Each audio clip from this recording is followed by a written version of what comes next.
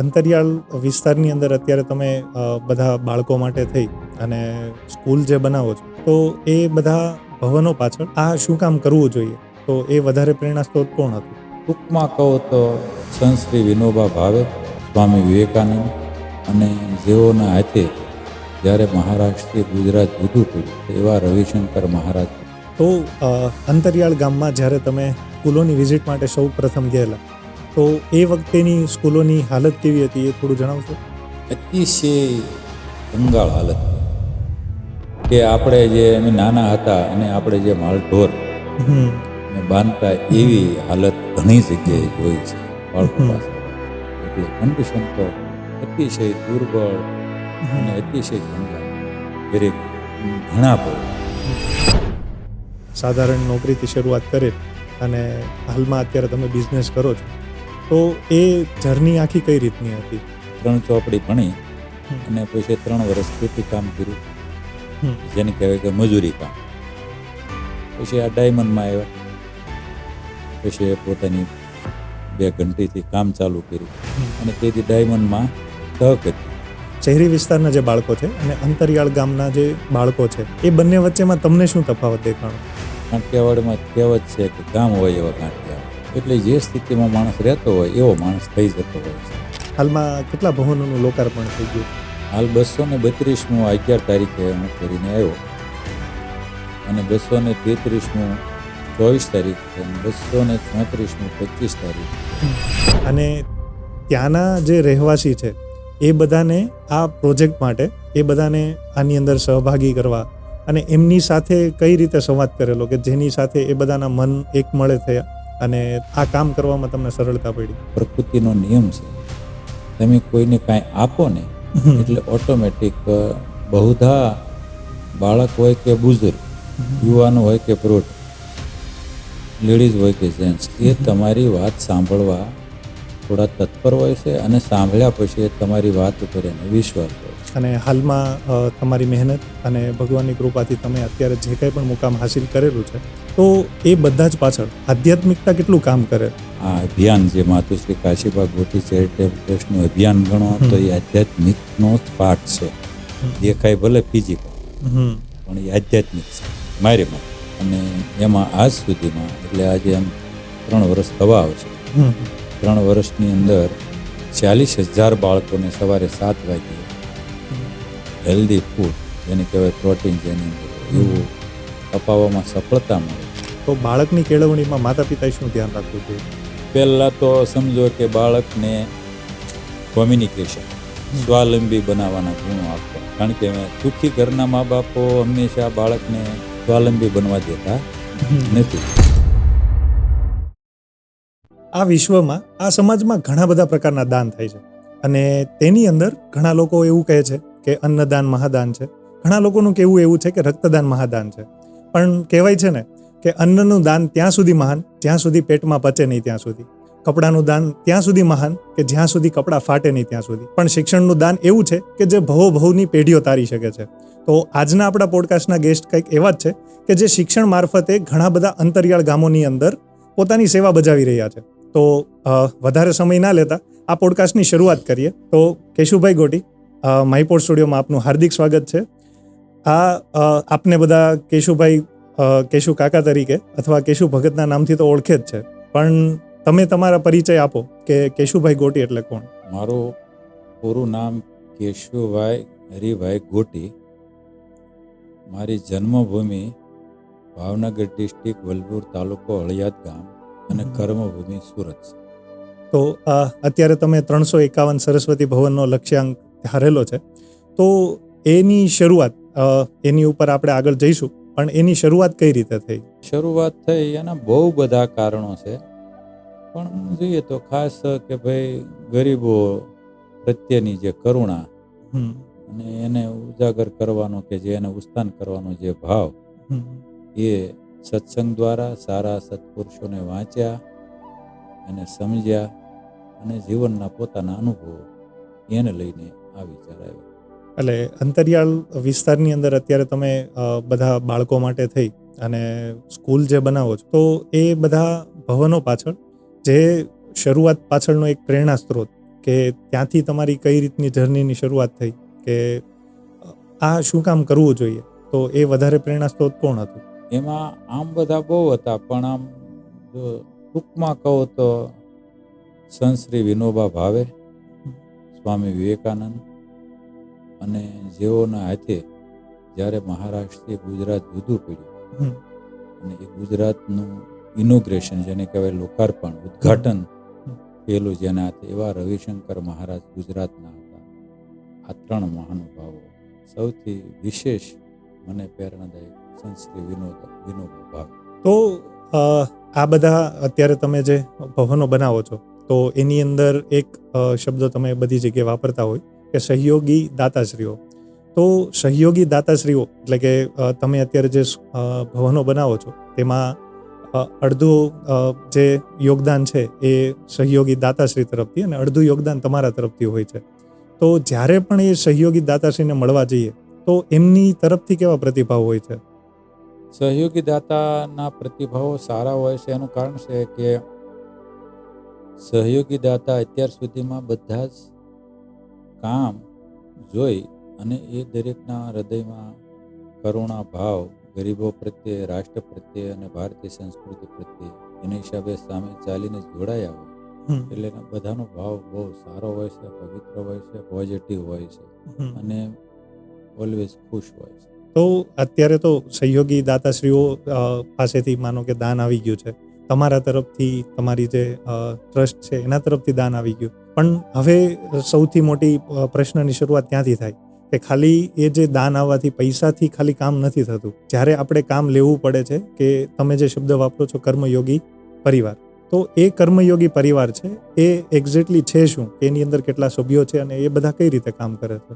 એ વાત એવી છે કે જ્યારે પહેલું ભવન 2014માં બનાવવાનો નિર્ણય લીધો, એ ટાઈમે અમારી સાથે થોડા ઘણા કર્મયોગી પરિવાર હતા. એટલે સ્વાભાવિક છે કે એક કર્મયોગી એક લેબર કોન્ટ્રાક્ટરને લઈને ઓફિસે આવ્યો. બધી વાતને અંતે લેબર કોન્ટ્રાક્ટર બોલ્યા કે આમાં મારો 20-25% હશે, 20%, 25 નો. તો મને પૂર્વે જે મારા અનુભવો હતા કે આવા જે કામ છે એ સેવાભાવથી થવા જોઈએ, આમાં પ્રોફિટ ન હોય. બરાબર. એટલે કર્મયોગી પરિવારને ત્યારે મારા હિસાબે 15 સભ્યો હતા, એને કપલમાં ઘરે જમવા બોલાવ્યો અને એને મેં સમજાવ્યું કે કોઈ પણ લોખંડનો વેપારી હોય, સિમેન્ટનો વેપારી હોય, રેતીનો વેપારી હોય, કપસીના વેપારી હોય, ઈંટના વેપારી હોય અને લેબર કોન્ટ્રાક્ટર, આને તમે સમજાવવાની કોશિશ કરો કે આ શેને માટે અમે માલસામાન લઈએ છીએ, અથવા તો લેબર કોન્ટ્રાક્ટરને સમજાવો કે તમે શું કામ કરવાનું છે, કે ભારતના ગરીબ મા બાપ, ગરીબ વિસ્તારના બાળકોના ઉત્થાન માટે આ કામ કરવાનું છે. એટલે આ રીતનું તમે જો સમજાવશો તો કોઈ પણ વેપારી એનો પ્રોફિટ તો ઇઝી કાઢી નાખશે અને લેબર કોન્ટ્રાક્ટર પણ એનો નફો નહીં ગણે અને આપણને ભવન સસ્તું પડશે.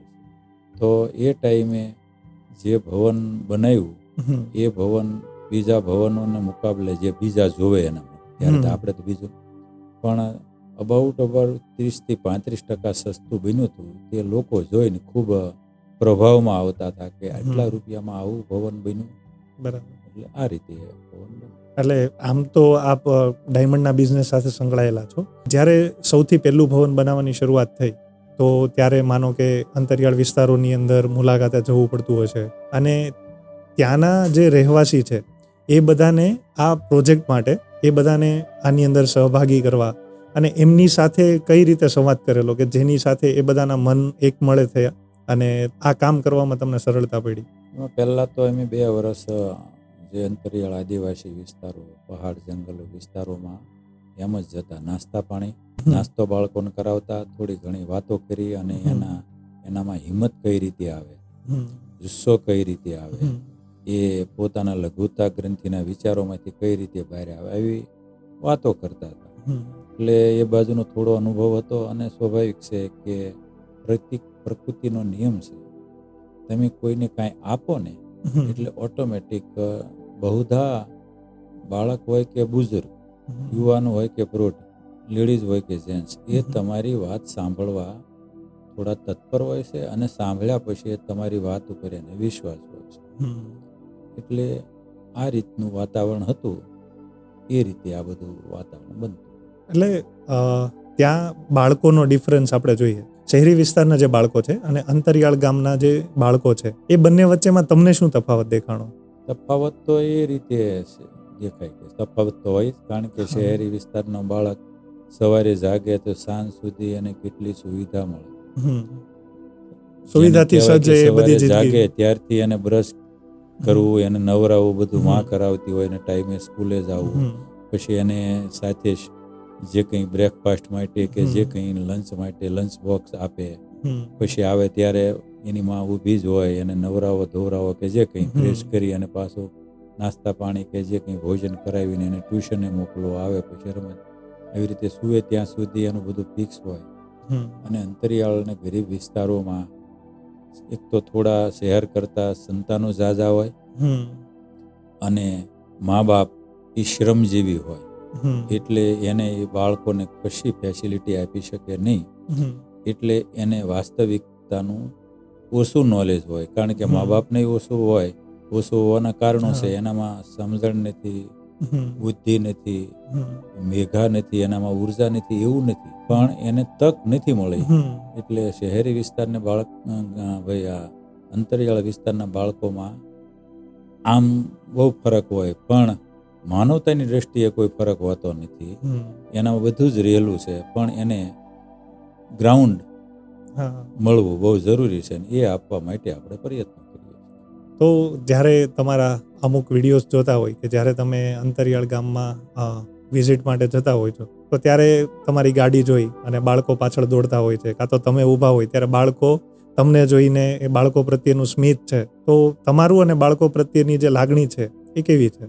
બધી જ જગ્યાએ બાળકો નજીક આવે એવું નથી. અમુક જગ્યાએ આપણેથી કંઈક શરમાતા હોય છે, કંઈક ગભરાટ પણ હોય છે, અને કંઈક બહુ અમુક સંસ્થા એવી હોય છે કે ત્યાંના બાળકો ટેવાયેલા હોય, એ આપણને આવી તરત પગે લાગવા માંગતા હોય છે.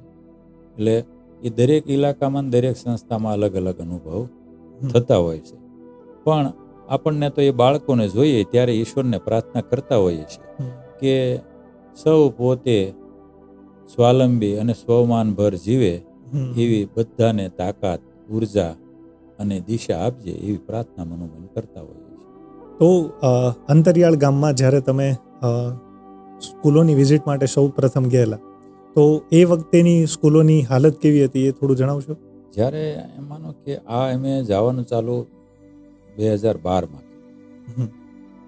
પછી મેજોરિટી અમે ત્યારે સ્કૂલોમાં જતા તો પહેલાં તો નાસ્તા અને કપડાં જ આપતા, પછી આત્મીયતા વધતી ગઈ, એમાં અમે ભંડારમાં જતા, ભંડાર કે જ્યાં કરિયાણું રાખીએ અને એની તપાસ કરતા. પછી એમાં કંઈ સારો મળો અનુભવ થાય તો સંચાલકો, ત્યાંની ગૃહ માતા હોય તો એ, ત્યાંના પ્રિન્સિપાલ હોય તો એ, ત્યાંના ટીચરો, આ જે કંઈ હાજર હોય એની સાથે થોડી ભાવસભર ડિસ્કસ કરતા કે ભાઈ આમાં ક્યાં પૈસાનો ખર્ચ છે, તમે પૈસેથી આપણી સંસ્થા ગરીબ છે એ સમજી શકાય, પણ ચોખ્ખાઈ તો કાંઈ, ચોખ્ખાઈ રાખવામાં જ પૈસાની જરૂર પડતી નથી, એ રીતે એને સમજાવતા. એટલે ત્યારે એમાં એનોય દોષ નથી કે કાઠિયાવાડમાં કહેવત છે કે ગામ હોય એવા ગાંઠિયા હોય, એટલે જે સ્થિતિમાં માણસ રહેતો હોય એવો માણસ થઈ જતો હોય છે. એમાં સૌ કોઈ દુનિયાના માણસો આવી ગયા, એમાં અમુક લોકો હટકર હોય. એટલે ત્યારે એક આ કોઠાર રૂમનો અનુભવ નેગેટિવ રહ્યો, બધી જ જગ્યાએ નહીં પણ 50% જગ્યાએ, 50% બહુ સારું. અને એક બાળકોને જે ભણવાનું રહેવાનું એનો અનુભવ, એમાં મોસ્ટલી 10 સંસ્થામાં 8 સંસ્થામાં શરૂમાં બાળકોને જ્યાં ભણવાનું હોય ત્યાં જ રહેવાનું, બે એક જ હતું આવવાનું. એટલે એ બધા જે ભવનો હતા એ સારી હાલતમાં કે બધા અતિશય કંગાળ હાલત કહેવાય. રહેવાનું ભણવાનું એક જગ્યાએ એ તો એક વાત બરાબર છે, પણ એ સાથે એ જે રહેતા હોય ને ભણતા હોય એ ભવન ન બોલાય. એને એક ઘણી જગ્યાએ કે આપણે જે અમે નાના હતા અને આપણે જે માલઢોર ને બાંધતા એવી હાલત ઘણી જગ્યાએ જોઈ છે અને હાલત બહુ ખરાબ હતી. એમાં સંચાલકોની પણ મજબૂરી હતી કે એની પાસે પૈસા ન હોય, અને ટીચરો તો ગવર્મેન્ટના પગારદાર હોય એટલે એ તો એની રીતે મહેનત. આમાં ઘણા પોઝિટિવ હોય, એ પોતાનો પગારના થોડી ઘણી રકમ પણ એ સંસ્થામાં બાળકો પાછળ વાપરતા હોય. એટલે કન્ડિશન તો અતિશય દુર્બળ અને અતિશય કંગાળ હતી દરેક ઘણા ભવન. તો બાળકોને રહેવાની વ્યવસ્થામાં જો આટલા પ્રશ્નો છે તો ખાવાની બાબતમાં તો ઘણા બધા પ્રશ્નો હશે. હવે એમાં હું આમ બોલું તો કોઈને ખરાબ લાગે, પણ હજી જમવાના પ્રશ્ન આજે ચાલુ છે. એનું કારણ એ છે કે અબાઉટ 50 વર્ષ પહેલા જે મેનુ નક્કી થયું છે કે ભાઈ શું બાળકને આપવું, એ મેનુ આજે ચાલુ છે ને એ ટાઈમિંગ આજે ચાલુ છે. એટલે એ પ્રશ્ન તો આજે મહદઅંશે ઊભો છે, 100% નહીં પણ મહદઅંશે સોલ્વ પણ થયો છે ને મહદઅંશે ઊભો છે. એટલે જો સરકારના એ સમય પ્રમાણે જઈએ તો કઈ રીતનું બાળકોને જમવામાં આપવા? એમાં સમજો કે ઘણી સંસ્થાઓમાં સાંજે 6-1 વાગ્યે બાળકોને જમવા દે, 6-6:30, તો વળતે દિવસે 9-9:30, એટલે 15-16 કલાકે બાળકને જમવા. એમાં સમજો મેજોરિટી 5-1 વાગ્યે જાગતા હોય છે, એટલે 4-4.5 કલાક પછી જમવાનું. શિયાળો, ચોમાસું, ઉનાળામાં એટલી તકલીફ ઓછી રહે, પણ શિયાળો અને ચોમાસું અને કુંબળી વયના મેજોરિટી અમે જે કામ કરીએ છીએ એમાંથી 10માંથી 7 સંસ્થા એવી છે કે પ્રાઇમરી 1 થી 7 ધોરણની સંસ્થા. એટલે એ ઘણી તકલીફ જોઈ અને પછી એના માટે ખૂબ પ્રયત્ન કર્યા. 7 વર્ષ સુધી લગાતાર પ્રયત્ન કર્યા. 7 વર્ષે એ પ્રશ્નનો ઉકેલ એક સંસ્થાથી ચાલુ થયો અને એમાં આજ સુધીમાં, એટલે આજે એમ 3 વર્ષ થવા આવશે. 3 વર્ષની અંદર 40,000 બાળકોને સવારે 7 વાગ્યે હેલ્ધી ફૂડ, જેને કહેવાય પ્રોટીન જેની અંદર હોય, એવું અપાવવામાં સફળતા મળે. પણ એ મારે યશ એનો નહીં લેવો જોઈએ, એનો યશ સંચાલકોએ ઉદાર મન રાખ્યું અને જે કંઈ ગૃહમાતા હોય કે પ્રિન્સિપાલ હોય એણે પણ એમાં ખૂબ પોઝિટિવ રહી અને સહકાર આપ્યો. સાથે સાથે કર્મયોગી ટીમ જે અમારી સાથે જોડે એનો પણ સપોર્ટ એટલો જ થયો. આ બધાના સપોર્ટથી અત્યાર સુધીમાં 40,000 બાળકોને એ પ્રશ્ન હલ કરવામાં સફળતા મળી છે. એમાં સવિશેષ આપણે સંચાલકોનો આભાર કરવો જોઈએ. તો આ કામની અંદર તો હવે કર્મયોગી પરિવાર, આપનું ટ્રસ્ટ અને જે સહયોગી દાતા છે એમના કામથી બાળકોને હવે ભવન તો મળી ગયા, ભોજનમાં પણ ઘણી બધી રાહત મળી ગઈ. તો હવે તેમના વાલીઓ તરફથી કે પછી બાળકોની અંદર તમને એવા કિસ્સાઓ યાદ આવતા હોય કે પ્રસંગ યાદ આવતા હોય કે જેના કારણે એનું જે પહેલાંનું જે જીવન હતું અને હાલના જીવનમાં એમને ફરક દેખાતો હોય? એમાં માતુશ્રી કાશીબા હરિભાઈ ગોટી ચેરિટેબલ ટ્રસ્ટ, સહયોગી દાતા અને કર્મયોગી પરિવારના 3ના સહિયારા પ્રયાસથી જે કંઈ ભવનો બન્યા અત્યાર સુધી અને હાલ બને છે ને આવતો દિવસો બનવું છે, એમાં બહુ બધા મિત્રોનો આગ્રહ હતો કે એક પુસ્તક બનાવવું જોઈએ. એટલે થોડા ટાઈમ પહેલાં પુસ્તક બનાવવાનું ચાલુ કરવાનું વિચાર્યું. એટલે આપણે દરેક સંસ્થાનો પ્રતિભાવ મંગાવવાની કોશિશ કરી. મારા હિસાબ 204 સંસ્થાના પ્રતિભાવ આપણી પાસે આવ્યા. એ પ્રતિભાવ વાંચ્યા તો આપણે નહોતું ધાર્યું એટલા ફાયદા ભવનના એ લોકો બતાવે છે. એમાં પહેલું તો શિક્ષણનું જે કહેવાય કે ટકાવારીનું સ્તર વધ્યું. બીજું, બાળકોને ભણવાનો ઉત્સાહ વધ્યો. કારણ કે કોઈ પણ માણસ ઝૂંપડામાં રહેતું હોય અને એને આલિશાન આવું એને રાજમહેલ લાગે છે આપણું ભવન, આપણને ભવન લાગે, એને રાજમહેલ. ભવન મળ્યું એની હિસાબે ચોખ્ખાઈ, વરસાદમાં કોઈ તકલીફ નહીં, ઠંડીમાં તકલીફ નહીં, ઉનાળામાં કોઈ તકલીફ નહીં. એનામાં હિસાબે એનો ઉત્સાહ વધ્યો એટલે ભણવામાં ગુણવત્તા વધી. બીજું, ટીચરોને પણ ભણવામાં ઉત્સાહ વધ્યો. આ એ લોકો જે આપણને પ્રતિભાવ આપ્યા એ કહું છું. સાથે સાથે સંચાલકોમાં થોડો ઉત્સાહ વધ્યો. કારણ કે માણસ જોવે એ ઓનલી જોતો નથી, એના અંતઃકરણમાં એની છાપ પડી જતી હોય છે. એટલે એનામાં એ ઉત્સાહ વધ્યો કે કોઈ બહારથી સુરતથી આવી અને આટલું કરી જતું હોય તો અમારી પણ કંઈક ફરજ વિશેષ બને છે સરકારી ગ્રાન્ટ સિવાયની. એટલે એના હિસાબે એ લોકો પણ કંઈક વિશેષ સુવિધા આપવા થોડા માનસિક રેડી થયા. અને 10 સંસ્થામાંથી 8 સંસ્થામાં સંખ્યા બહુ વધી, એ લોકો એડમિશન આપી શકતા નથી, એટલી સંખ્યાનો મારો વધુ થયો. અને વાલીઓ ભવન જોઈને પોતાના બાળકોને ત્યાં ભણાવવા મૂકવાનો બહુ આગ્રહ વધી ગયો છે. અને ટીચરોને મેં કીધું એનો ભણાવવાનો ઉત્સાહ વધી ગયો. એ લોકો જે લખીને મોકલે છે એ કહું છું, કારણ કે ભવન ભાળ્યું.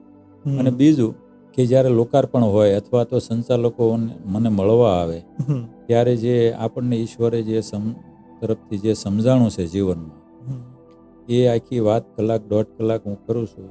એના હિસાબે ટીચરો અને સંચાલકોમાં પણ ઘણો મારી સાથે આત્મીયતા થઈ, એના હિસાબે કામની ક્વોલિટી સુધરી છે. એટલે એનો તો બહુ બધો બદલાવ છે. હાલમાં કેટલા ભવનોનું લોકાર્પણ થઈ ગયું છે? હાલ 232 11 તારીખે હું કરીને આવ્યો, અને 233 24 તારીખ છે, અને 234 25 તારીખ છે, અને 236 15 જૂને છે, અને 237 21 જૂને છે, 238 22 જૂને છે, અને 239 કે 38 એ 25 જૂન એટલે 24 જૂને છે. એ બધા ઝારખંડમાં, પાછલા મેં 3 ગણાવ્યા, 21 23 ને 24 એવું કંઈક છે. એ બધા ઝારખંડમાં છે, એકદમ અંતરિયાળ પહાડ જંગલ વિસ્તારોમાં. એટલે 238 સુધી સમજો કે થઈ ગયા એવું સમજો ને, બની જ ગયા છે, ખાલી લોકાર્પણ બાકી છે. તારીખો તો આટલા બધા ભવનોને હવે મેન્ટેન કઈ રીતે કરો છો? મેન્ટેનનો અમારો વિષય નથી. મેન્ટેન ત્યારે કરવાનું હોય કે આપણે કોઈ નવી સંસ્થા બનાવો ત્યારે. ચાલુ જ સંસ્થા છે કે જેની પાસે આર્થિક અભાવ છે, કારણ કે આર્થિક અભાવમાં જ આપણે કામ કરીએ છીએ. આપણા જે માતુશ્રી કાશીબા ગોટી ચેરિટેબલ ટ્રસ્ટની એક પોલિસી છે કે એ શહેરમાં નહીં, શહેરની નજીક નહીં, સુખી વિસ્તારમાં નહીં, અને આર્થિક રૂપે સુખી સંસ્થામાં નહીં. તો પછી ક્યાં વધ્યું શું પાછળ? તો વધ્યું ગરીબ સિવાય કાંઈ વધ્યું જ નહીં, અભાવ સિવાય. એટલે એવી જગ્યાએ જ કરીએ છીએ. એટલે ત્યાં સંસ્થા હોય છે. એટલે જે સંસ્થા ચાલુ સંસ્થામાં જ આપણે કામ કરીએ છીએ. આપણે કોઈ નવી સંસ્થા નથી બનાવતા. બરાબર. જે શિક્ષણની સંસ્થા પહાડ, જંગલ, દુર્ગમ વિસ્તાર, અથવા સમજો નક્સલ પ્રભાવી વિસ્તાર, સરહદના વિસ્તારો, આદિવાસી વિસ્તારો, ત્યાં જ આપણે કામ કરીએ છીએ. એટલે અને જ્યાં સંસ્થા હોય જ છે, પણ એ આર્થિક રીતે બહુ ગરીબ હોય છે, એની પાસે હૃદય છે, ભાવ છે, પ્રેમ છે, ગરીબ બાળકો માટે, ભારતીય સંસ્કૃતિ માટે અને ભારત રાષ્ટ્ર માટે એને ખૂબ ઉત્સાહ છે, પણ એની પાસે પૈસાની થોડી કમી છે, અભાવ છે. એ આપણે પૂરો કરવાની કોશિશ કરીએ છીએ. એટલે મેન્ટેન તો જે સંસ્થા ચલાવતા હોય એ કરે, આપણે બનાવી દઈએ છીએ. આમ તો તમે ગામ વિસ્તારમાંથી જ આવો છો, પણ ત્યાં તમારો વ્યવસાય છે તમે સુરતમાં કરે, પણ હાલમાં તમારા ગામની અંદર એ સ્કૂલો તો હશે. તો ગામની અંદર સ્કૂલો નહીં બનાવી અને આદિવાસી વિસ્તારોની અંદર જ સ્કૂલો બનાવી, એનું કારણ? મારા ગામમાં સરકારી સ્કૂલ છે અને વ્યવસ્થિત છે, અને ગામમાં ધનપતિઓ ઘણા છે. મારી સાથે મારાથી વિશેષ ઘણા ધનપતિઓ છે ગામમાં. એટલે અમારું એક જ જીવનનો ધ્યેય છે કે મેજોરિટી જ્યાં ધનપતિઓ કે ધર્મગુરુઓ ઓછા જાય છે ત્યાં અમારે જઈને કામ કરવું. આ અમે એક મન બનાવ્યું છે, અને આ એક ટેટીજી બનાવ્યું. બાકી તો સુરતમાં જરૂર છે શિક્ષણ સંસ્થાઓની ઘણી. પૈસા તમારી પાસે જેટલા જોઈએ સુરતમાં વપરાય એમ છે, પણ અમારી પોલિસી આ છે કે બને ત્યાં સુધી અભાવગ્રસ્ત જંગલો, પહાડો, દુર્ગમ ને નક્સલ પ્રભાવી ને સરહદી ઇલાકામાં કામ કરવું. એટલે જ કામ કરીએ છીએ. બાકી હળિયાદમાં જરૂર છે, પણ ત્યાં આપવા વાળાનો પાર નહીં જો કોઈને બનાવવું હોય. ઓકે. તો શરૂઆતના વર્ષોમાં ગુજરાતમાં તમે આ બધી સરસ્વતી ભવન બનાવવા માટેના કામ કરેલા. તો અત્યારે બહારના રાજ્યોની અંદર તમે કામ કરો છો, તો ત્યાં જવાનું કારણ શું? એના કારણો ઘણા છે, પણ 2-3 કારણ તમને બતાવું. એક તો પહેલું કારણ હોય, મારે કહેવું નહીં જોઈએ, પણ હવે આધ્યાત્મિક સમજણ ના પાડે છે, પણ વ્યવહારુ સમજણમાં તો વાત કર્યા સિવાય છૂટક્યો નહીં. પહેલું એનું કારણ કોઈ હોય તો સમજણ છે. કે મને સમજાણું છે આધ્યાત્મિક રીતે કે ગુજરાત કે ભારતની પૂરી દુનિયા આપણી છે ને આપણે દુનિયાની છે. જે નજરે દેખાય છે એ નથી દેખાતું એ બધું. પણ વ્યવહારુ રૂપે મને એવું લાગ્યું કે ભાઈ ગુજરાતમાં ગવર્મેન્ટ આજે પર વિદ્યાર્થી દીઠ દર મહિને 2160 ગ્રાન્ટ આપે છે. અને બહારના રાજ્યોમાં ગ્રાન્ટ અમુકમાં આવતી જ નથી ને અમુકમાં આવે છે તો બહુ ઓછી આવે. બીજું કે સૌ કોઈને ખબર છે ગુજરાત કે હરિયાણા કે સમજો કર્ણાટક કે આવા અમુક રાજ્યોને બાદ કરતા જે અમે કામ કરીએ છીએ, નાગાલેન્ડ, આસામ, ઓરિસ્સા, છત્તીસગઢ, ત્રિપુરા, અરુણાચલ, પશ્ચિમ બંગાળ આદિ, હમણાં મણિપુરમાં ચાલુ કરવાના છીએ. આ બધા રાજ્યોમાં જે પરિસ્થિતિ અમસ્તી તે દયની આપણી ગુજરાત કરતાં ખૂબ આર્થિક રીતે પસાર, એમાંય તે ત્યાં આપણી કરતાં જંગલો, પહાડો અને દુર્ગમ વધારે વિસ્તારો. બીજું અમુક અંશે આપણી કરતાં ત્યાં આપણે તો અલગાવવાદ છે નહીં, એમાંનો કે છત્તીસગઢ, ઓરિસ્સા, આસામ, નાગાલેન્ડ જે કંઈ હું પ્રદેશ ગણાવું, અરુણાચલ કે જે કંઈ, ત્યાં થોડું અલગાવવાદની માનસિકતા, એના હિસાબે જ્યાં અલગાવવાદ હોય અલગાવવાદને આપણે નક્સલવાદી કહીએ છીએ. તો ત્યાં વિકાસ ઓછો જ હોય. તો ત્યાં નજર ગઈ તો એવું લાગ્યું કે ત્યાંની જે શિક્ષણ સંસ્થાઓની હાલત ગુજરાતને મુકાબલે અતિ ગરીબ. તમે જુઓ તો તમને એમ થાય કે આમાં બાળકો ભણે છે અને જે સંભાળવાવાળા જે સંસ્થાના સંચાલકો અથવા તો ટીચરો, એના પર આપણને ગર્વ થાય અને ગૌરવ થાય કે એટલી કઠણાઈ વચ્ચે એ સંઘર્ષ સાથે આ ગરીબ બાળકોના શિક્ષણ માટે પોતાના જીવનનો ખર્ચ કરી રહ્યા છે. તો મને એવું લાગ્યું કે ગુજરાત કરતાં બહાર વધુ કરવાની જરૂર છે. આજે 10 ભવન બને, 9 બહાર હવે નવા બને છે. મેં કીધા એ ગુજરાત સિવાય બીજા 15 રાજ્યોમાં, ગુજરાત સાથે 16 રાજ્યોમાં, અને હવે 90% બહાર જ બનશે એવું પાક્કું છે. કારણ કે બહાર બને એટલે ગુજરાત નથી ગમતું, ગુજરાત આપણું જન્મસ્થળ છે, પણ સમજણને આભારી છે. ભારતીય સંસ્કૃતિ, ભારત રાષ્ટ્ર ને આ ખૂબ જરૂર છે. અને જેટલા આપણે વહેલા ત્યાં જઈએ, હું તો આવાહન કરું છું જે કોઈ આ સાંભળે એને, કે ધનપતિઓ કે ધર્મગુરુઓ, ચિંતકો, લેખકો કે વિચારશીલ કે જાગૃત નાગરિકો, કે જેટલું બને એટલું આપણે વહેલા ત્યાં જશું એટલી ભારતીય સંસ્કૃતિ અને ભારત રાષ્ટ્ર મજબૂત રહેશે. અને હું સૌને રિક્વેસ્ટ પણ કરું છું આપની ચેનલ દ્વારા. તો તમે જે કાર્ય કરો છો એવી રીતે અન્ય કોઈ આ કાર્યમાં જોડાવા માંગતા હોય તો એ કઈ રીતે જોડાઈ શકે? બસ એમાં તો કોઈ ગવર્મેન્ટની પરમિશન નથી લેવાની, કોઈ લાયસન્સ નથી કઢાવવાનું, એને ઈચ્છા જ વ્યક્ત કરવાની છે. અમને મળે અથવા ફોન કરે. એક સહયોગી દાતા તરીકે જોડાવવું હોય તો અમારા 24 કલાક ખુલ્લા છે. કર્મયોગી તરીકે જોડાવવું હોય તો ખુલ્લા છે, અને શુભ ચિંતક તરીકે જોડાવવું હોય તો ખુલ્લા છે. અને આજે માતુશ્રી કાશીબા ગોટી ચેરિટેબલ ટ્રસ્ટ જે કામ અત્યાર સુધી કર્યું, કરે છે અને આવતા દિવસોમાં કરશે, એમાં જે કંઈ આર્થિક યોગદાન છે 50% માતુશ્રી કાશીબા ગોટી ચેરિટેબલ ટ્રસ્ટનું છે, 50% સહયોગી દાતાનું છે. અને આ ટ્રસ્ટનું એક નિયમ છે, અમે કોઈ ટ્રસ્ટને અહીંથી અમાનો નાગાલેન્ડ હોય, આસામ હોય, ઓરિસ્સા હોય, છત્તીસગઢ કે જે કંઈ અહીંથી 3500 કિલોમીટર દૂર હોય, અમે કોઈ સંસ્થાને પૈસા આપતા.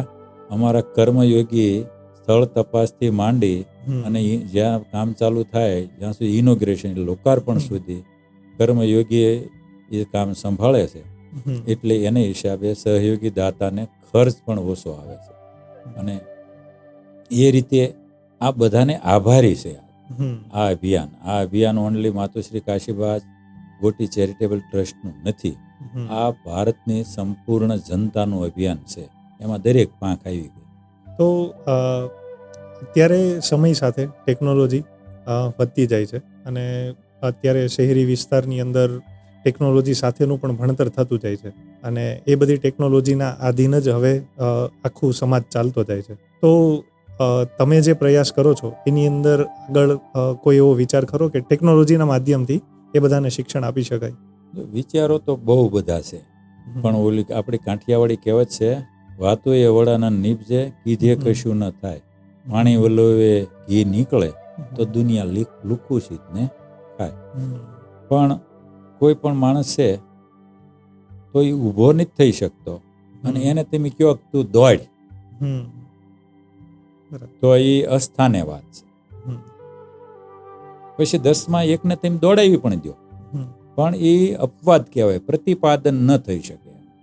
એટલે અમે અત્યારે જે કંગાળ હાલતમાં, અતિ દયનીય હાલતમાં જે સંસ્થાઓ છે એને તળિયેથી ઊભી કરવાની કોશિશ કરી રહ્યા છીએ. એમાં અમને કોઈ એવા સ્કિલ વાળા સમર્પિત ભાવે જો લોકો મળશે તો અમારે એ બધું જ કરવું છે, પણ એના માટે ટીમ વર્ક જોઈએ. અમારી પાસે અત્યારે 40 માણસોની ટીમ છે, એમાં બાંધકામ ચાલી રહ્યું છે, જે કંઈ આખા ભારતમાં એ સંભાળે છે. સાથે સાથે 2 વર્ષથી અમને સમજાણું તો પહેલેથી, પણ કારણ કે દરેક કામ એક સાથે થતા નથી. જેમ આપણી પાસે તાકાત વધતી જાય એમ પછી કામ ચાલુ કરવાના હોય. તો પહેલેથી મને હતું કે ભાઈ શિક્ષણ ભવન ઓનલી માનવીના માઇન્ડનો વિકાસ નહીં થાય, એનો વિકાસ કરવા માટે આપણે એને વિચારોથી ઉપર ઉઠાવવા પડશે. તો છેલ્લા 2 વર્ષથી અમે માતુશ્રી કાશીબા ગોટી ચેરિટેબલ ટ્રસ્ટ દ્વારા વિચારોની ક્રાંતિ દ્વારા માનસ પરિવર્તન નામનું અભિયાન છેડ્યું છે. એના અત્યારે 65 આસપાસ સેમિનાર થયા છે અને આ વેકેશન પછીના લગભગ 20 ગોઠવાઈ ગયા છે. એટલે એ બધું છે દિમાગમાં, પણ ટેપ બાય ટેપ ચાલે છે. તો થોડા સવાલો હવે એ તરફ જવું છે કે આજના યુથ જનરેશનને કામ લાગી શકે, અથવા તમારા વિચારો છે, તમારા અનુભવ છે, યુથ જનરેશનને કઈ રીતે કામ લાગે. તો શરૂઆત તમારી એક ગામડાથી તમે પ્રસ્થાન કરી અને તમે સુરતની અંદર જ્યારે આવ્યા ત્યારે તમે સાધારણ નોકરીથી શરૂઆત કરેલ અને હાલમાં અત્યારે તમે બિઝનેસ કરો છો. તો એ જર્ની આખી કઈ રીતની હતી? એ જર્ની તેમ માનો કે સ્વાભાવિક છે કે ગામડામાં જન્મ્યા અને એ ટાઈમે હું કહું અમે ગરીબ હતા એમને ત્યારે 80% ગરીબ હતા. એમાં અમે એક વિશેષ અતિ ગરીબ હતા. એટલે 3 ચોપડી ભણી અને પછી 3 વર્ષ ખેતી કામ કર્યું, જેને કહેવાય કે મજૂરી કામ. પછી આ ડાયમંડમાં આવ્યા, ડાયમંડ વર્કર તરીકે કામ કર્યું 2-5 વર્ષ. પછી પોતાની 2 ઘંટીથી કામ ચાલુ કર્યું અને તેથી ડાયમંડમાં તક હતી. અને જે મહેનત, હાર્ડવર્ક, માનવ મૂલ્યો શું કહેવાય, નીતિમત્તા શું કહેવાય, એ DNA-માં મળેલું હતું. જેને કહેવાય કે જ્યાં મારો જન્મ થયો એગ્રીકલ્ચર એટલે ખેડૂતને કર્યો, તો ખેડૂતમાં એ હાર્ડવર્ક ને ઉદારતા અને નીતિના મૂલ્યો હોય જ. કારણ કે ખેડૂતને ત્યાં બળદ બીમાર પડ્યો હોય ને તો ઘરનો સભ્ય જેટલી જ એને ચિંતા હોય, અને ખેડૂતને ઘરે કોઈ ગમે તે એ ગમે એટલો કરજમાં હોય, એને વળતે દીના દાણા ન હોય ને તો આજ આવ્યું એને એ સપટી ભરીને આપે. આ DNA હતો. અને સ્વાભાવિક છે કે ખેડૂતમાં નીતિમત્તા હોય. આ બધાને હિસાબે અને ડાયમંડમાં તક હતી, એ હિસાબે આગળ વધ્યા થોડાક આર્થિક રીતે. તો એક સામાન્ય પરિવારમાંથી લઈ અને હાલમાં તમારી મહેનત અને ભગવાનની કૃપાથી તમે અત્યારે જે કંઈ પણ મુકામ હાસિલ કરેલું છે, તો એ બધા જ પાછળ આધ્યાત્મિકતા કેટલું કામ કરે? હવે વિચાર, સમજણ આ બધાની અલગ અલગ હોય છે. એટલે હું તો અત્યારે મારી સમજણને મારો અનુભવ કહું. મને એવું લાગે છે, સમજણપૂર્વક કહું છું કે આધ્યાત્મિક સમજણ વિના જીવનમાં ગમે એવું મુકામ હાસિલ થાય, પહોંચીએ, સર કરીએ, એ સુખ આપી શકતું નથી એવું મારું માનવું. તમારામાં આધ્યાત્મિક છાંટ પેદા થઈ હોય તો જ તમે જીવન શું છે, માનવતા શું છે, પ્રકૃતિ શું છે અને શું તમારી ફરજ છે ને શું તમારે કરવું જોઈએ, એની લગાતાર તમને તમારી સાથે તમારી જાણકારી જેને કહેવાય, સાક્ષી ભાવ કહેવાય, કે પોતાની જાત સાથે તમે કન્ટિન્યુ રહી શકો, તમે તમારી જાતને નિરીક્ષા કરો, વિચારો, સંકલ્પો. એટલે આધ્યાત્મિકતાનો બહુ મોટો પાઠ છે. મારા જીવનમાં જે કંઈ છે એમાં આ અભિયાન જે માતુશ્રી કાશીબા ગોટી ચેરિટેબલ ટ્રસ્ટનું અભિયાન ગણો તો એ આધ્યાત્મિકનો જ પાઠ છે. દેખાય ભલે ફિઝિકલ, પણ એ આધ્યાત્મિક છે મારી માટે. દેખાય છે ભવન, કે દેખાય છે સેમિનારો, દેખાય છે કે બાળકોનું ઉત્થાન, એ ફિઝિકલ છે, મારા માટે આધ્યાત્મિક છે. તો અત્યારની યુથ જનરેશન છે એ પૈસા કમાવા માટેની બને એટલી શોર્ટકટો ગોતે છે, તો એ શોર્ટકટ જરૂરી છે કે જે મહેનત છે એ કરવી જ પડે છે? કે આ પ્રકૃતિમાં કશું ફિક્સ નથી એવું મને લાગે છે. એનો અર્થ એવો નથી કે શોર્ટકટ ઓલવેઝ મેજોરિટી દુર્ઘટના સર્જતી હોય છે. 10માંથી 1 સફળ જાય એટલે લોકો એની સામું જોવે છે. 9 નિષ્ફળ જાય છે, એમાંથી 1-2 તો પોતાના જીવન ટૂંકાવી દે છે. 2-5 આખી જિંદગી ઊભા નથી થઈ શકતા. એ બાજુ કોઈની નજર હોતી નથી. એનું કારણ છે કે જેને કહેવાય કે કોમ્યુનિકેશન, જનરલ નોલેજ, દુનિયાદારીની સમજ, લાઈફની સમજ, માનવતાની સમજ, આ બધો અભાવને હિસાબે આ થઈ રહ્યું છે. એ કોઈ ગુનેગારનું નથી એને ગણતો. એને કાં સમજાણું નથી, કાં સમજાવવા વાળો નથી મળ્યો ને. એક ગુનેગાર છે, સમજાવવા વાળો મળ્યો તોય સમજવા રેડી નથી, એ પોતે એની જાતનો ગુનેગાર છે. તો બાળક જ્યારે નાનું હોય ત્યારે જ એને જો આવી કેળવણી મળેલી હોત તો કદાચ આવા વિચારો ના આવે. તો બાળકની કેળવણીમાં માતા પિતાએ શું ધ્યાન રાખવું જોઈએ? હવે દરેકનું અલગ અલગ હોય છે. પહેલા તો સમજો કે બાળકને કોમ્યુનિકેશન, સ્વાવલંબી બનાવવાના ગુણો આપવા જોઈએ. કારણ કે સુખી ઘરના મા બાપો હંમેશા બાળકને સ્વાવલંબી બનવા દેતા નથી. સામાન્ય ઘરમાં સ્વાવલંબી બનવા દેતા હોય છે, પણ એની પાસે એટલી કંઈક આર્થિક સંકળામણ, કંઈ ને કંઈ જીવનના પ્રશ્નો, એને હિસાબે બાળકને પ્રેમ ભાવ ઓછો. અને સામાન્ય ઘરે ઘણા ઘરોમાં એને પોતાને મા બાપને ખબર હોતી નથી કે બાળકનો ઉછેર કેમ. કારણ કે એ વાત ક્યારેય એને સાંભળી નથી, ક્યારેય એને વાંચ્યું નથી, એટલે બધું આમનામ બધું ચાલે છે. બાકી તો નાનપણથી જો બાળકને કેળવવામાં આવે તો 100% રિઝલ્ટ ના આવે. ખ્યાલ આવ્યો તમને? કારણ કે તો એક મા બાપના 5 દીકરા હોય તો 5 અલગ અલગ જ હોય છે. કેળવાના તો એક મા બાપને જ કેળવા છે, તો એક જેવા થવા જોઈએ ને. બરાબર. પણ એનો અર્થ એવો નથી કે આપણે પુરુષાર્થ ન કરવો જોઈએ બાળક માટે. પુરુષાર્થ કરવાનો હોય, અને પુરુષાર્થથી જ જીવન બદલાતું હોય છે. એટલે બાળપણમાં જો મા બાપ એને ખ્યાલ રાખે, પરફેક્ટ શિક્ષણ કેમ લેવું, પૈસાની શું વેલ્યુ છે, સમાજની શું વેલ્યુ છે, પરિવારની શું વેલ્યુ છે, જીવનની શું વેલ્યુ છે, કરકસાઈ શું કહેવાય, નીતિમત્તા શું કહેવાય, ઈમાનદારી શું કહેવાય, માનવતા શું કહેવાય, આ જો એમને નાખતા રહે માઇન્ડમાં તો 100% ખૂબ પોઝિટિવ રિઝલ્ટ આવી શકે. અને આવ્યા છે, એનું પ્રૂફ છે, એમાં કંઈ આપણે કહેવાની જરૂર નથી. તો આજના જે યુવાનો છે એ જ્યારે બિઝનેસ તરફ ઝંપલાવતા હોય છે, તો ત્યારે એમાં કઈ એવી બાબતો છે કે તમે એવી 4-5 બાબતો કહી શકો કે જે એને ધ્યાનમાં રાખવા જેવી બાબતો હોય? એમાં એક બાબત તો એ છે કે પહેલાં તો પોતાનો વિચાર હોવો કે મારે હાલો કે હું ભણીને ગ્રેજ્યુએટ થઈને બહાર આવ્યો ને મારે બિઝનેસ કરવો હશે તો પહેલાં મારી જાતને તપાસ્યું કે મારામાં શું બુદ્ધિમત્તા છે, હું શું, મારી માઇન્ડ કયામાં વધારે ચાલે છે, એક એ. પછી એ બિઝનેસ કરવો હોય કેટલો આર્થિક વ્યવસ્થા જોઈએ, બરાબર. એ. ત્રીજું કે આમાં કોનો સહયોગ લેવો જોઈએ, કયા સ્થળે આ બિઝનેસ કરવો, અને આ બિઝનેસ હું કરવા જઈ રહ્યો છું એ વર્તમાનમાં એની સ્થિતિ શું છે, વર્ષ પછી શું હશે, 5 વર્ષ પછી શું હશે, કમસે કમ 10 વર્ષનું એની પાસે એનું લાંબી વિચારસરણી હોવી જોઈએ. અને આજના યુગમાં નેટ ઉપર જઈને જે કંઈ પ્રોડક્ટ કે જે કંઈ કરવાનું હોય એની દુનિયાભરમાં કેટલા એ નવી શોધી રહ્યા છે, એ શિક્ષણ કેટલા યુવાનો કે યુવતીઓ લઈ રહ્યા છે, અને 10 વર્ષ પછી દુનિયા ક્યાં હશે આખું તમને બતાવે. એટલે એનું એનાલિસિસ પાક્કું હોવું જોઈએ. અને પછી પોતાની શારીરિક, માનસિક, આર્થિક અને બૌદ્ધિક અને કોમ્યુનિકેશન અને પ્લાનિંગ સાથે જો કરે તો નિષ્ફળ થવાના ચાન્સીસો બહુ ઓછા મળે. અને આમાં ક્યાંક કાચું રહી જાય તો નિષ્ફળતા મળવાના ચાન્સીસો વધી જાય. આવી રીતે લાઈફ અમને સમજાણે. ઘણા બધા ધંધો શરૂ તો કરે છે, પણ પૈસા મળે પણ છે, ટૂંકી સફળતા પછી ફરીથી પાછો ધંધો બંધ પણ કરવો પડે છે. એમાં કોઈ વખત કારણો એવા મળે છે કે એમના નૈતિક મૂલ્યો જે છે એવા નૈતિક મૂલ્યો પર એવો કામ નથી કરતા. તો એવા ધંધાના કયા એવા નૈતિક મૂલ્યો છે કે એટલી બાબત ઉપર ધ્યાન રાખી શકે?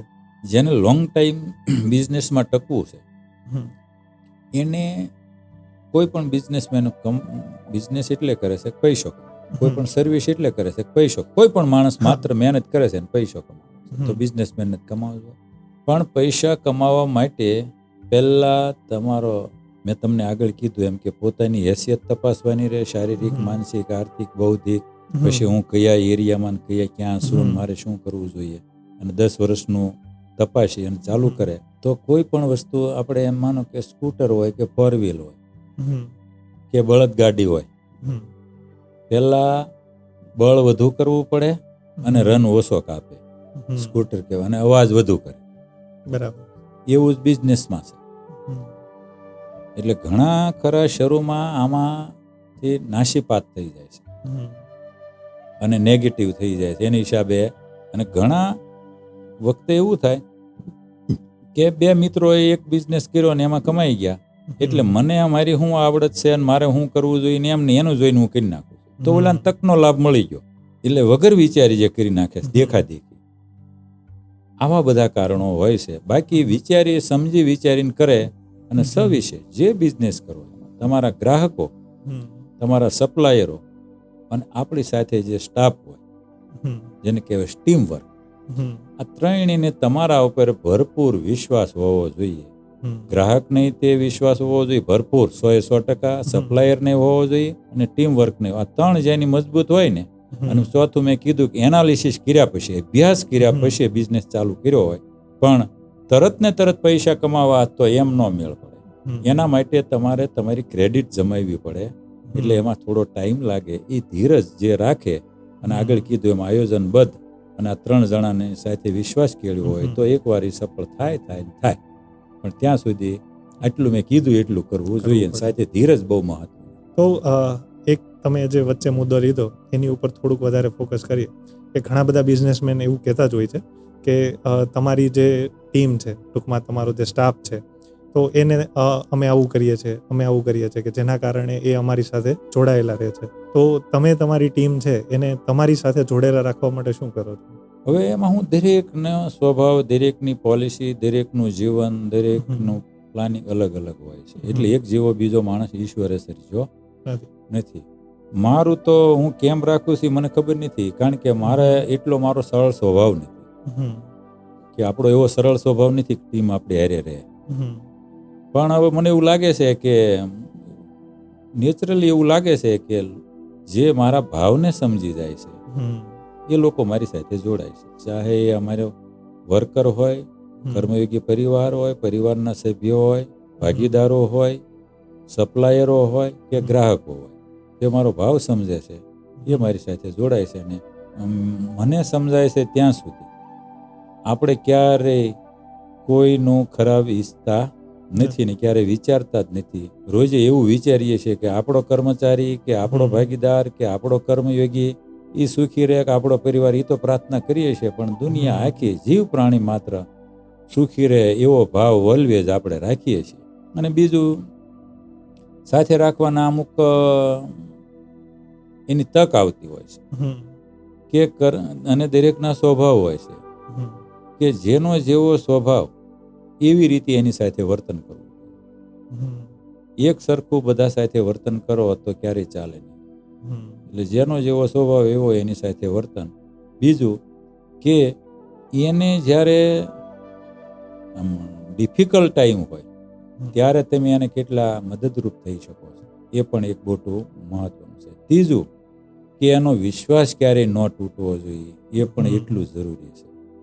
એમાં માણસ માત્ર સ્વાર્થી છે, પણ એવો સ્વાર્થ ન હોવો જોઈએ કે જે આપણે માનવતા આપણે ગુમાવી બેસી. આવા બધા ધ્યાન રાખો એટલે લોકો તમારી સાથે જોડાય. તો તમારા અનુભવ પ્રમાણે સફળતાના શું માપદંડ હોવા જોઈએ? સફળતાના માપદંડ એક તો ઈમાનદારી, નીતિમત્તા, હાર્ડવર્ક. એ તો તમે સાંભળીને હું થાકી ગયો આપણા 66 વર્ષ. બરાબર.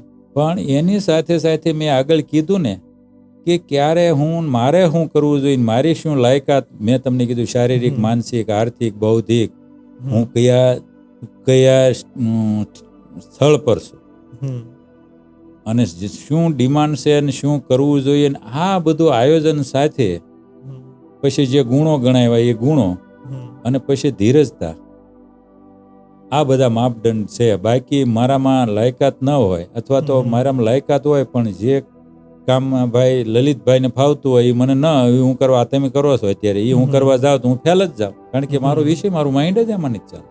એટલે એમાં કોઈની પાસે સ્વીજ નથી, સ્વીજ આપણી પાસે છે. અને કોઈ એક જેવો બીજો બધા ઘણા આપણે વાત સાંભળીએ કે ડાયમંડમાં તેમ માનો ને ત્યારે લાખો માણસો આવ્યા હતા, તો કઈ બધાને નથી ખબર પડતી એવું છે?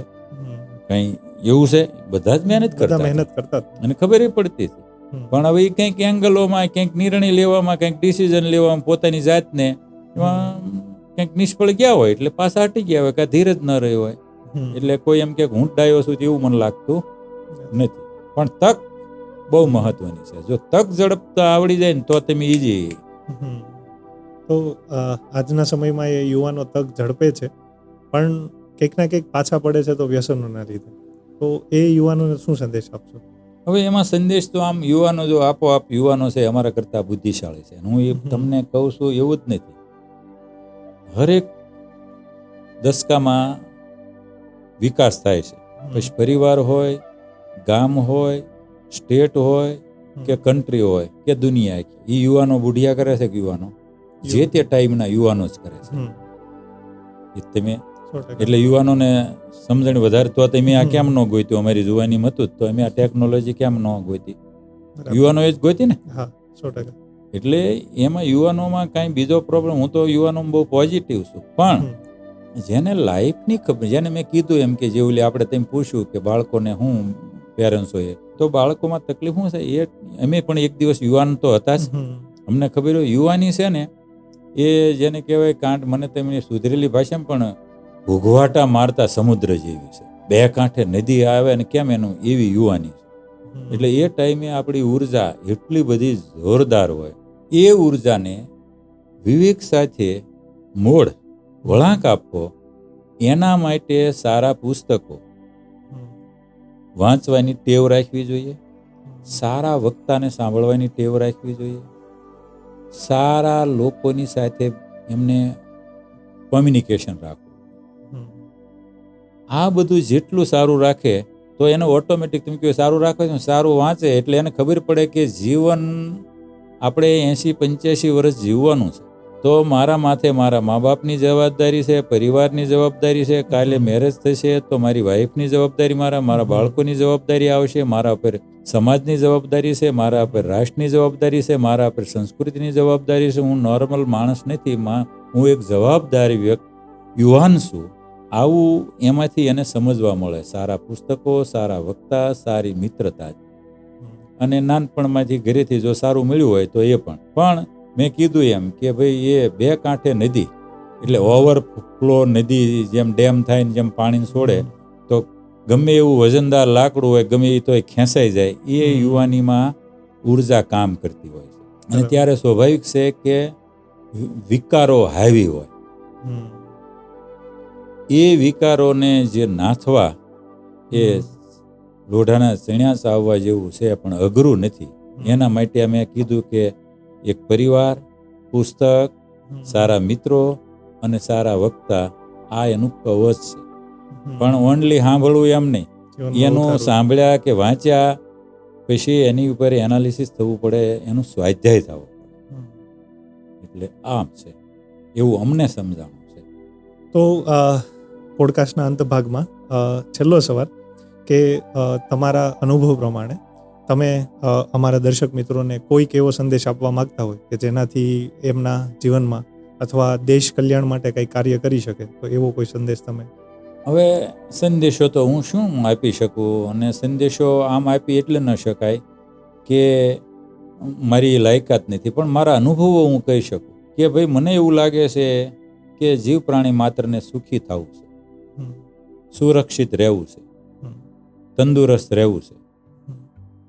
એમને સારો પરિવાર જોઈએ છે, સારું ઘર જોઈએ છે, સારી ગાડી જોઈએ છે, પોતાનું શહેર કે ગામ સારું જોઈએ છે, પોતાનું રાષ્ટ્ર સારું જોઈએ છે, પોતાની સંસ્કૃતિ, આ બધા માટે મનને ગમે છે એ કરવું નહીં જોઈએ. પરિસ્થિતિ, સમયને શું ગમે છે, શું કરવું જોઈએ, મારી શું લાયકાત, મારા પરિવારની શું લાયકાત, આર્થિક, શારીરિક, માનસિક કે જે કંઈ કહેવાય, એને સમજી અને મારે શું કરવું જોઈએ એ વિચારી અને ક્યાંય પણ નાશીપાત થઈ આવીને નેગેટિવ નહીં વિચારી અને એક ગોલ સાથે, જેને કહેવાય એક લક્ષ્ય સાથે, કંઈ પણ પોતાને અનુકૂળ હોય એવું લક્ષ્ય સાથે એને જીવન જો જીવવાનું ચાલુ કરે, પોતાની હેસિયત પ્રમાણે. બધા જ અંબાણી ન બની જાય, બધા સચિન તેંડુલકર ન બની જાય, એટલે એમાં આપણે પડતા નથી. પણ પોતાની હેસિયત પ્રમાણે લક્ષ્ય વિના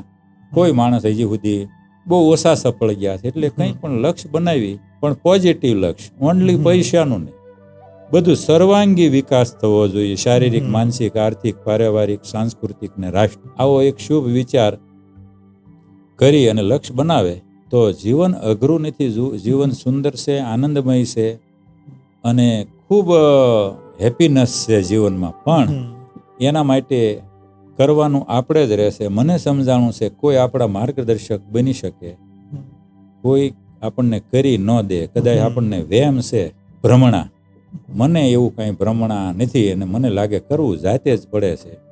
એટલે બીજી બધી ભ્રમણામાંથી બહાર નીકળીને જાતે લાગી જવાનું, તો જીવન બહુ આનંદમય છે. અને કાયમિક ઉદાર દ્રષ્ટિ, સરળતા થોડી રાખવાની, બીજાના દુઃખમાં દુઃખી અને બીજાના સુખમાં સુખી, આવો જો વિચાર ડેવલપ થઈ જાય અને છેલ્લે કે ભાઈ કોઈનું દુઃખ જોઈને જો હૃદયમાં એમ થઈ જાય કે ચાલુ આમ કરુણા પેદા થાય અને કોઈનું સુખ જોઈને હૃદયમાં આનંદ થાય, તો માનવું કે આપણે 24 કલાક મંદિરમાં જ બેઠા છીએ. આવો મારો અનુભવ છે. કાકા, તમારા વિચારો, તમારા કાર્યો અને તમારી વિશે અમને ઘણું બધું જાણવા મળ્યું, તો એ બદલ અમારી માયપોડ સ્ટુડિયો ટીમ છે તમારો ખૂબ ખૂબ આભાર વ્યક્ત કરે છે. અને ફરીવાર આવી રીતે પોડકાસ્ટની અંદર મળતા રહીશું. જય હિન્દ, જય ભારત. નમસ્કાર. આજે મેં વાત કરી મારા અનુભવો છે, એટલે કદાચ કોઈ શ્રોતાઓને કે ન ગમે એ મને કે, પણ હું જે સમજું છું, જે જીવું છું, જે વિચારું છું, એ મેં તમારી સમક્ષ રજૂ કર્યું છે. સૌને જય હિન્દ, જય ભારત, નમસ્કાર, પ્રણામ.